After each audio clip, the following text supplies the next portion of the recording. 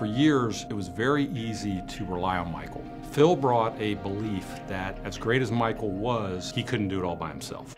Phil had to sell Michael more than anybody, but all of us on this triangle offense.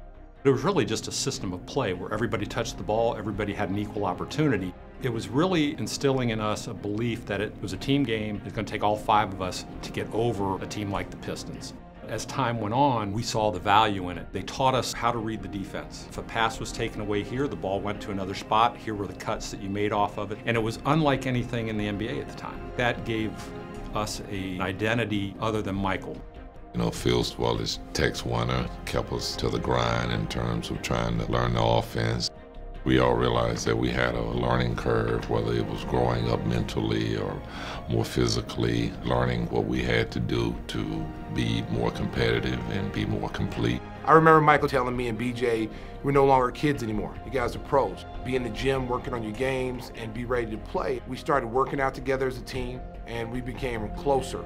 For me, it was definitely to get more physically strong as well as Horace, and for Michael as well.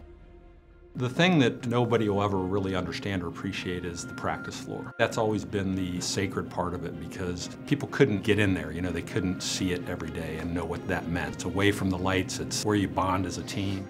Everything was competition. It didn't matter if it's, practice. It didn't matter if it was shooting free throws. The practice were very competitive, and those practices made us so much better and so much more comfortable from a game situation.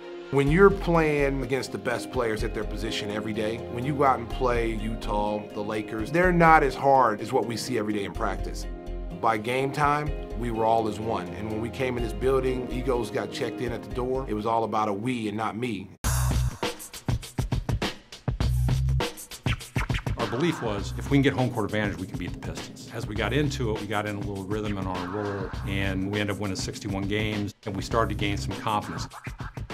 If there was a physical issue, Bill was always the one that stood up. And he was also the guy that when we needed to kind of settle a game down, we could always throw him the ball in the post, and he was going to find a way to score or get to the free throw line. And he was still playing at that level at that time.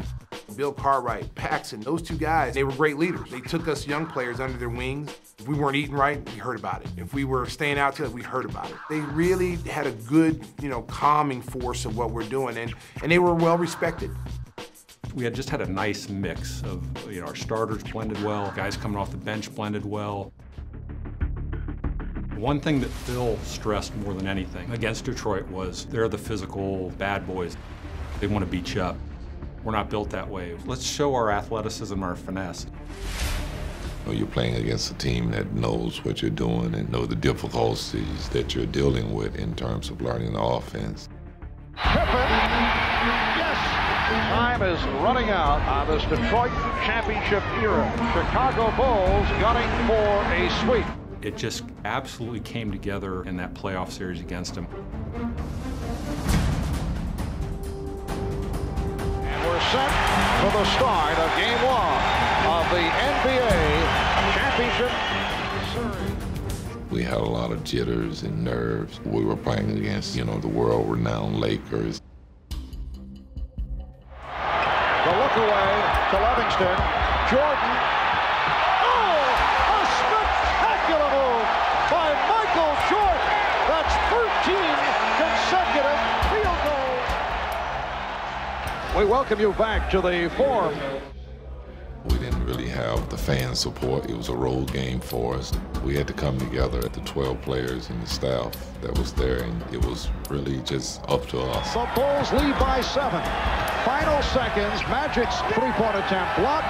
Pippen comes away with it, and the Chicago Bulls have won their first ever NBA championship.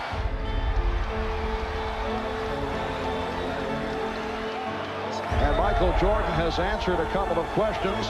There have been doubters over the years whether a team led by Jordan could win a championship. I want everybody to prosper from this whole event.